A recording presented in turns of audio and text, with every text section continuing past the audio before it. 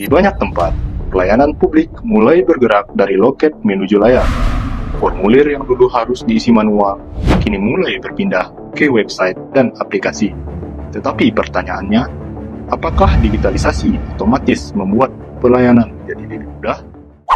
Video ini membahas digitalisasi pelayanan publik di Indonesia dengan footage pendukung dari ruang pelayanan publik di Kota Padang. Fokusnya bukan menilai satu kantor tertentu, tetapi membaca persoalan yang lebih luas.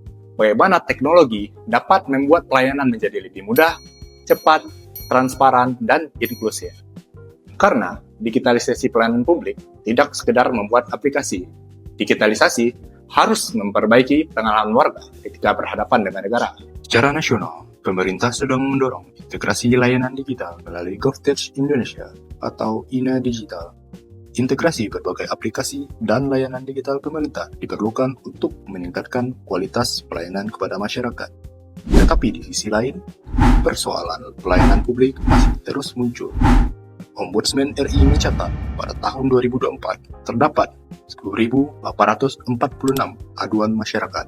Artinya, digitalisasi sudah bergerak. Tetapi kualitas layanan tetap harus dibuktikan dari pengalaman warga.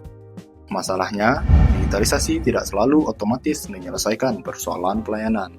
Warga masih bisa bingung mencari layanan yang tepat, mengulang pengisian data, tidak tahu status permohonan, atau tetap harus datang ke kantor karena proses digital belum sepenuhnya terhubung.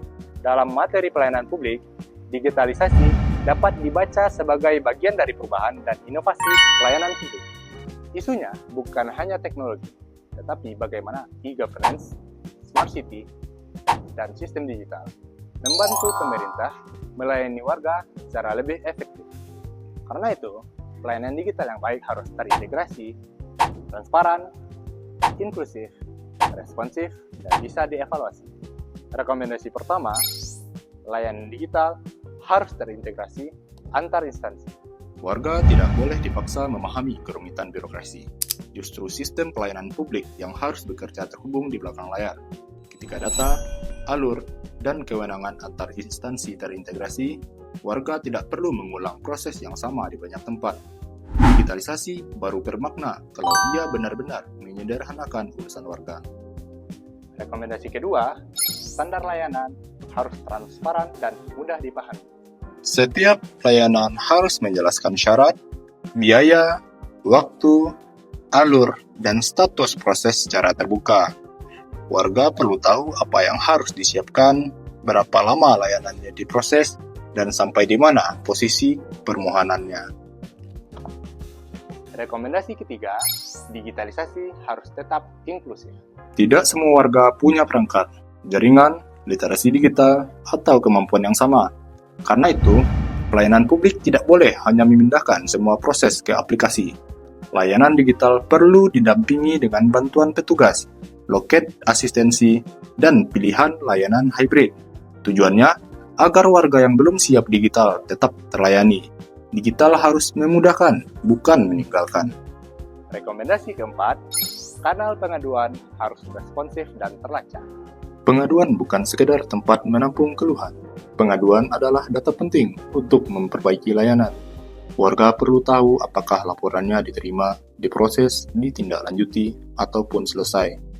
Kanal pengaduan yang baik membuat negara tidak hanya mendengar, tetapi juga merespons dan memperbaiki layanan. Rekomendasi kelima, kinerja pelayanan publik harus diukur secara terbuka. Pemerintah perlu membaca data layanan secara rutin, seperti berapa lama layanannya selesai, layanan apa yang paling banyak dikeluhkan, dan unit mana yang perlu diperbaiki. Tanpa pengukuran tersebut, digitalisasi hanya menjadi tampilan baru. Dengan dashboard kinerja, pelayanan publik dapat dievaluasi, diperbaiki, dan dipertanggungjawabkan. Jadi, digitalisasi pelayanan publik bukan sekedar memindahkan loket ke layar. Yang paling penting adalah apakah warga merasa layanan menjadi lebih mudah, lebih cepat, lebih jelas, dan lebih manusiawi. Teknologi hanyalah alat. Tujuan akhirnya tetap pelayanan yang berkualitas bagi masyarakat. Konten ini disusun untuk memenuhi tugas ujian akhir semester mata kuliah pelayanan publik.